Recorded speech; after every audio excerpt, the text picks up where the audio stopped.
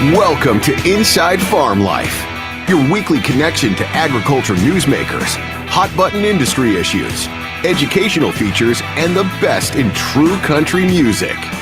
Now, here's your host, Brent Adams. Well, welcome to Inside Farm Life, today presented by our friends at AGCO, and I'm inviting you to stop by and see them next week at the Farm Progress Show in Decatur, Illinois. They'll be in lot 303, showcasing their latest innovations from their Fendt and Massey Ferguson brands. So I hope you go and check them out. Today, our special guest is Polly Ruhland, who is the CEO of the United Soybean Board, which is the soy checkoff program, is charged with the tasks of marketing, research, and the promotion of the soybean industry. And there's a whole lot going on there. And Polly, welcome to Inside Farm Life. Well, thanks. Thanks for the invitation. I'm really happy to be here. And I know that some of y'all will be at Indicator, as you mentioned, next week. We look forward to that show. Lots of my staff will be there and farmers too.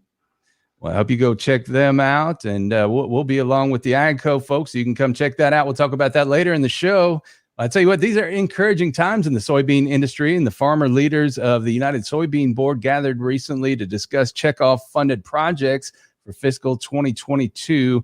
All those projects are aimed at meeting the Checkoff's overall objectives for supply, marketplace, and demand. Could you walk us through the process of how those projects are proposed and evaluated? You bet. I'll try not to make the process too boring and start off with saying that we get over 500 ideas a year about how farmers can invest their checkoff dollars to the good of soybean farming and agriculture in general. And every one of those projects and programs that are proposed by literally hundreds of organizations around the world and even around the globe are reviewed by farmers. So our farmer board is 78 members appointed by the Secretary of Agriculture. And they just met July. Boy, it's getting into September, isn't it? But they just met in the middle of July to approve the work plan for fiscal year 2022, which starts October 1st for us. So again, 78 farmer leaders all get together several times a year to talk about the programs of work and how they're going to invest those checkoff dollars. As you mentioned, profit opportunities, higher value for soybeans, and the sustainability, economic, social, and environmental sustainability of soybean farmers. That's what we do, and that's what we invest in. Well, innovation is a key driver behind so many of these projects funded by the Checkoff. How does innovation continue to move the soybean industry forward? You know, first of all, let's define innovation, because I often hear from a lot of farmers about what is innovation? What does that mean? It's a big word that's used a lot. It's name dropped a lot, I guess, in a lot of audiences. And at Soybean, what we mean is using soybeans in new ways that create new value and new uses. We're very interested in sustainability. I know you've probably heard about that before from soybean folks, but we know that the soybean is hugely versatile. And so when you have a versatile product and one of your main priorities is innovation, we can put that versatility to really good work for farmers. We can maximize those profit opportunities. So there are more than 1,000 soy-based industrial products currently on the market. And we want to make that more industrial products on the market every day. We love the diverse uses of soy.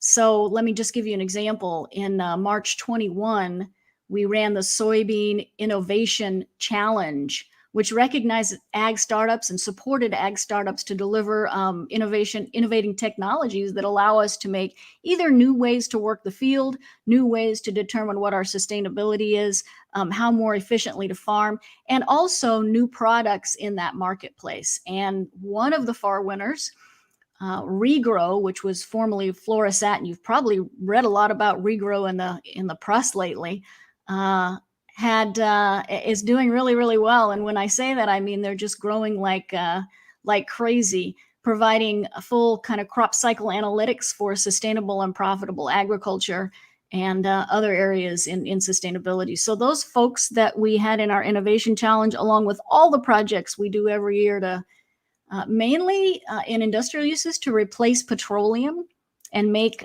those petroleum-based products more sustainable, more renewable, and to use them, specifically U.S. grown soy, in all kinds of ways that make for a healthy planet and also for a healthy soybean industry. So we're super glad that sustainability is one of our anchors. We're really proud that we have such a large number of products, from Oh my gosh, I can't even tell you. The shoes I'm wearing right now, the soles are made of soybeans. We have asphalt and rubber products and paints and sealants and all kinds of stuff. People don't even know all the stuff that's made out of soybeans. Well, the USDA recently released a report that recognized the United Soybean Board as a forward-looking leader in bioproducts.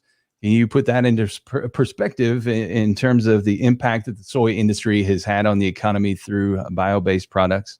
Yeah, as you mentioned, the economic analysis shows that plant-based products help farmers create a demand for soy. They create a platform for the innovation that we just talked about and for agriculture in general, not to mention the jobs that are created. So bio-based products in specifically that industry supports about 4.6 million American jobs through direct, indirect, or induced contributions. Bio-based products contribute about $470 billion with a B to the U.S. economy, generate about 4.8 jobs in other sectors of the economy for every bio-based job. So that's an 8-to-1 comparison. And displaces, with biofuels, we displace about 9.4 million barrels of oil every year. And those are just some general stats. But when we talk about sustainability, we talk about the reduction of greenhouse gas emissions from bio-based products rather than petroleum products. So that reduction is about 12.7 million metric tons of CO2 equivalent a year. So not only do bio-based fuels like those from soybeans have so many good things to the earth, but jobs and supports the economy to the tune of billions of dollars. So bio-based fuels, bio-based products, including those made of soy, really, really important to the future of the planet, as well as the current and future success of the economy. One of the encouraging ways in which innovation is being a leader here is in supply oil. And I know work is currently being done to find new ways to recoup lost demand in the edible soy market. One of those strategies is the increased supply of high oleic soybean oil. What are the steps that are being taken there to create a product that will appeal to the food market and industrial end users while increasing profits for growers? So first of all, let's talk about high oleic soybean oil, how it came about and what is it.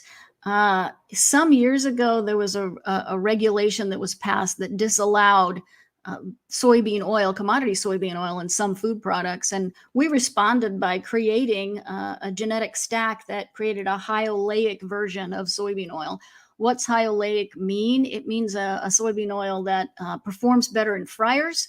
It can be heated to a higher temperature as well as lasts longer in fryers.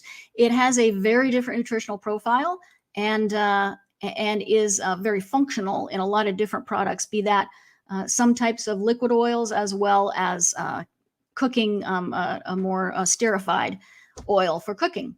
So this year, USB will invest about $17 million across 65 projects in supply, meal, oil, and sustainability. Those are our three areas, the three priority areas.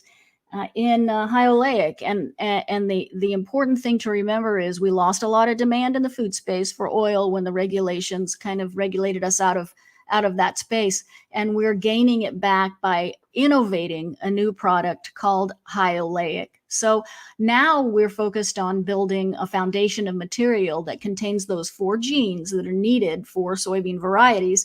And the high oleic varieties are becoming more popular with farmers because they allow those farmers to produce a premium product, a product that pays a premium to grow it with the same yielding potential as non-high oleic beans. It's a very attractive way for farmers to put part or all of their acreage into an additional revenue crop or a higher value crop. We've had about 600,000 acres of high oleic soybeans planted this year, and we expect more and more acres to be grown. We'll reach the 1 millionth acre milestone next year in 2022. And so we have GMO and non-GMO high oleic varieties. Soylaic is the latest example of a soybean variety that contains high oleic trait technology, but is also non-GMO. So that's another partner that we have in the soy checkoff, Soylaic. The Missouri Soybean Merchandising Council is leading the effort to build momentum in the marketplace for Soylaic. And after about a decade of research, There are about 40,000 acres right now of soyleic technology in this growing season. Well, I know. So it's what a great product, and what a great hardcore example of how we can invent ourselves and innovate ourselves out of even regulatory problems sometimes. When we talk about being innovative, certainly sustainability is a hot topic these days. How do the projects that are funded for the coming fiscal year help address sustainability? You know, we believe that U.S. soy farmers are the most sustainable soy farmers in the world. We have lots of metrics to prove that, but we don't rest on our laurels actually on that. So we're thinking about how we can get more sustainable. And we know that now is a great time, a perfect storm kind of time to prove and improve our sustainability. So when it comes to using the kind of leading edge farming technologies and best management practices to improve those elements of soil health, while also improving economic sustainability and environmental sustainability, as well as social sustainability of rural communities, for example. We are very interested in using those areas of sustainability to position U.S. soy farmers and U.S. soy as the global leader. So one example of the Soy Checkoff in action in this area is the U.S. Soy Sustainability Assurance Protocol, which we fondly called SSAP. And that can help soybean farmers meet international customer demand for sustainably sourced soy ingredients. There are more than 1 million metric tons of SSAP verified soy exported internationally over the 7 years since that protocol was launched, which was way back in 2014. So you know that we're forward thinking in the soy industry, and we work proactively to solve problems actually before they occur. There are 65 U.S. exporters using SSAP certificates, and our partner at United Soy Export Council found that the North Asia and the Europe regions request now an SSAP verified certificate for nearly 100% of their purchases. So by 2025, when you ask about our sustainability goals, we really want to further reduce land use, soil erosion, and greenhouse gas emissions while we increase energy efficiency. So we want to reduce our land use impact by 10%. We want to reduce our soil erosion by an additional 25%.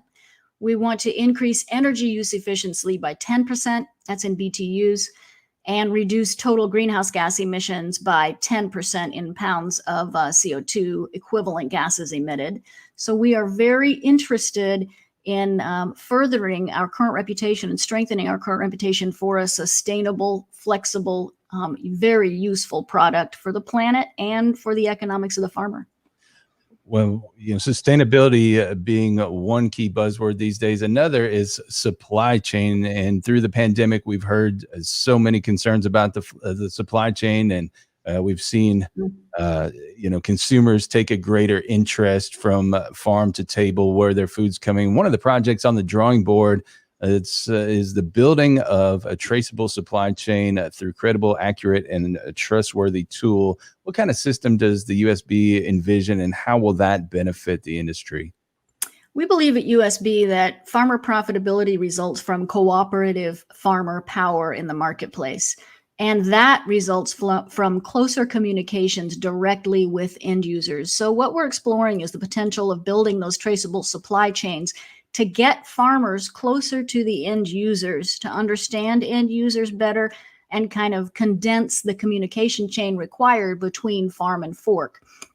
So as part of the model that we envision, farmers would sort of exercise control of their farm data, which is very important to USB. And one of the key things we're working on is farmer control of farmer data, but also to provide assurance to both domestic and international buyers that products containing U.S. soy are not associated with some of the various negative environmental impacts they may have heard soy associated with in the past. So we're doing things like analyzing tracking progress against companies' responsible sourcing commitments, identifying soy farmers aligned with responsible sourcing goals. But remember, it's really important to note that this is just one The supply chain is just one of the many Checkoff-funded sustainability projects. We have a Take Action multi-state herbicide-resistant crops and weeds education program that we run with Purdue University. And we support the shrinking availability of funds to extension outreach. We support outreach on herbicides and use on farm. And it's a multi-state program, which is really good because sometimes you get those extension programs that go state to state and they're kind of in their own little silo. But this is demonstration trials of proven integrated weed management practices. And this project holds meetings that reach thousands and thousands of farmers annually. Also, when you think about the genetics side, we're using genetics and genes from the soybean germplasm collection to mitigate drought stress. We're working with University of Arkansas and the researchers there that are working with USB funding mined the USDA germplasm collection for cultivars that were enriched for 4 critical drought tolerance traits. So this project year that was just approved in July will expand the study of those physiological drought tolerance traits through tools and materials, and hopefully move toward availability for on-farm use. So foundational genetic research that makes farmers more viable and more economically sustainable. We're also working with our animal ag customers, which are of course the largest customers of soybean meal. So we love the pigs and the cattle and particularly chickens and fish too, if you didn't know that. So this project with Animal Ag will empower the animal ag leaders to positively affect the future of agriculture. And we're at the table with them. We work hand in hand with our animal ag customers on a daily basis on sustainability. Well, that's important because another key focus of these Checkoff projects is demand meal. And going back to innovation, how will the work being done by a United Soybean Board partners through USB funded projects continue to keep U.S. soybean meal a preferred source of animal protein?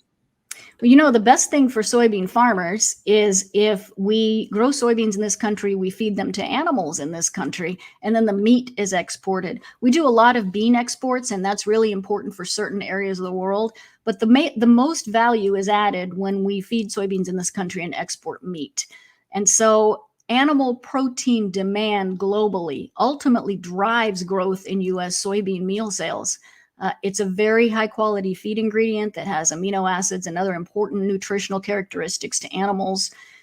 So when we think about animal agriculture demand, what we try to do is accelerate work in both animal and aquaculture health and nutrition to build that demand and to prove the way soybeans positively affect the biozymes of animals that eat soybeans.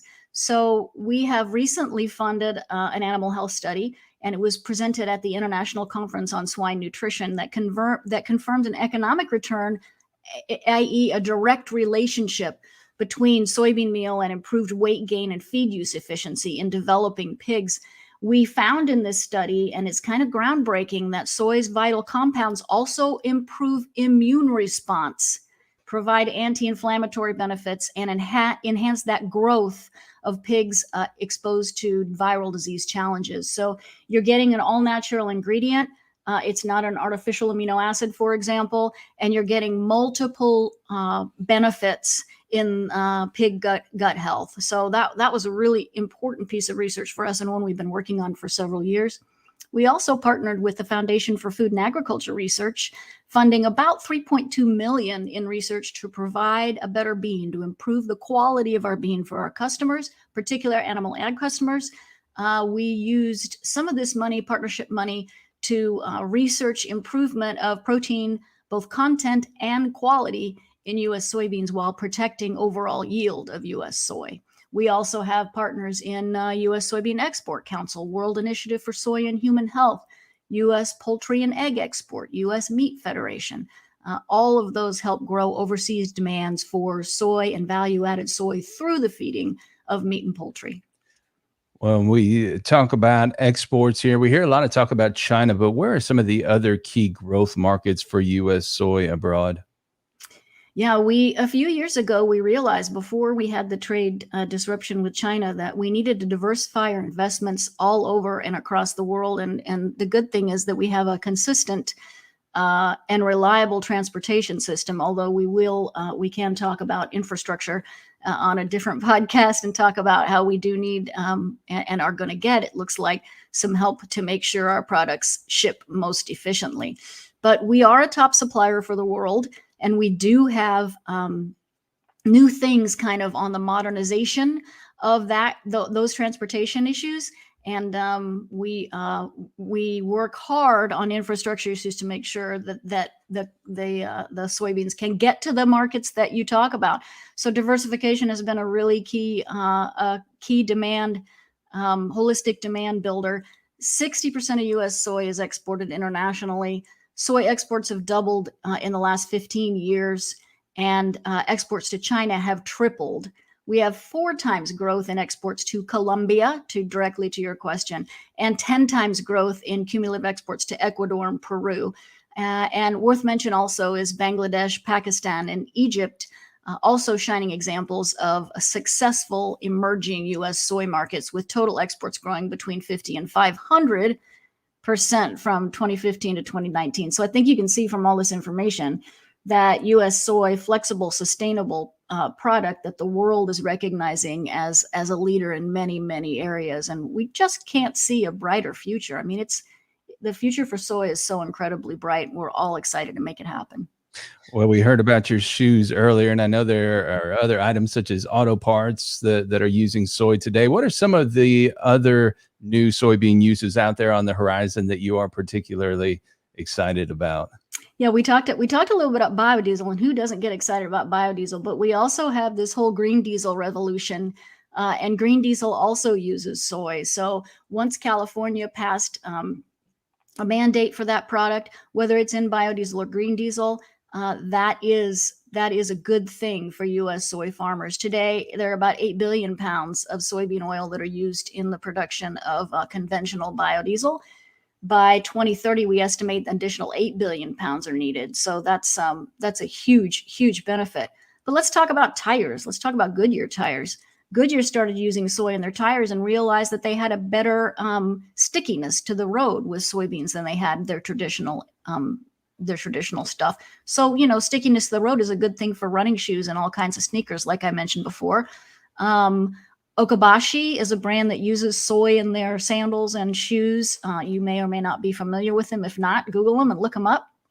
We have recently a soy bio-based dust suppressant that will also drive soy demand. It has superior air quality when it's sprayed, and it reduces dust-related health problems in areas. The product is odorless, water-soluble, and is a USDA bio-preferred product. Also, Pore Shield is another exciting product that we've recently launched. It's a bio-based, a soy-based concrete product that protects roadways in the U.S. The great thing about Pore Shield is other protectants used to have to, all the workers that put it on used to have to put, big hazmat suits on and worry about it. Completely non-toxic. It works as well or better as the previous thing did. And so we've got it on about, I think, 77 bridge decks, about 330 square feet within Indiana in 2020. It can be replicated across other states. So we're doing some marketing work on Pore Shield. And what about soy-backed artificial grass on playgrounds and rooftops and road medians? Sinlawn is one of our partners, and they've installed about 82 million square feet of U.S. soy-backed artificial grass and turf, about 200,000 installations all over the United States and in 19 different countries. America's largest manufacturer of artificial grass really is into this. We did an event in New York a couple of weeks ago where we put soy turf down, and then we had school children in to talk about soy and what that grass or that artificial grass was made out of. We anticipate the artificial grass category alone will increase the use of U.S. soy by about 10% in the near future. So it's all very exciting products. Well, as this industry charges forward, we still have the pandemic out there, and it's affected everybody differently by industry. What challenge has it posed for the soybean industry, and how are those challenges being overcome? I think you mentioned it earlier about the food supply and the supply chains and how consumers are are recognizing that their food comes from somewhere and that the supply chains and the resilience of farmers is incredibly important. So how we overcame those challenges did not go unnoticed by U.S. consumers and by society at large. So the last year and a half has definitely been challenging for everyone, but farmers have always maintained their commitment to doing everything they can to provide soy for the food, for the fuel, for the fiber, for other products. We're very resilient. We're moving forward rapidly despite all the challenges. And of course, agriculture was recognized as critical infrastructure by the U.S. government during the pandemic. And farmers continued to work and provide through the 20 and 21 growing season, provide food for the world. We'll continue to act as an example to others as the pandemic rages on by continuing to improve our product, work safely, sustainably, and effectively. We want to be an example for society about how we can get through a pandemic, how we can be resilient, and how we can come together to produce food for the world. Well, it's infectious to hear you talk about the industry with such passion. What drives you in your leadership role with the United Soybean Board? What excites you about the future of the soybean industry? Gosh, I would say there are three things that drive me. Food and farmers are the top two. In other words, food is just so critical to our country and to the world. Many, many relationships are built over food. Many wars are fought over food. And when we're thinking about nourishing and a growing world, we need all kinds of protein. All the protein we can grow in the U.S. we're going to need, be that animal protein, soy protein, or other protein sources. So that's when I think about food. When I think about farmers, I think, gosh, we have a shrinking population of farmers in this country, and only through collaborative farming, collaborative efforts of farmers is society going to continue to recognize and realize where food comes from and the importance of food. And so with that shrinking population, and generally with a population that doesn't really think about farming on an everyday basis, then that's going to be really important to help farmers come together and collaborate. And I would say also the last part is this. I find incredible personal satisfaction out of the business of agriculture and what we do every day. And that's why I do what I do every day and why I'm so passionate about it.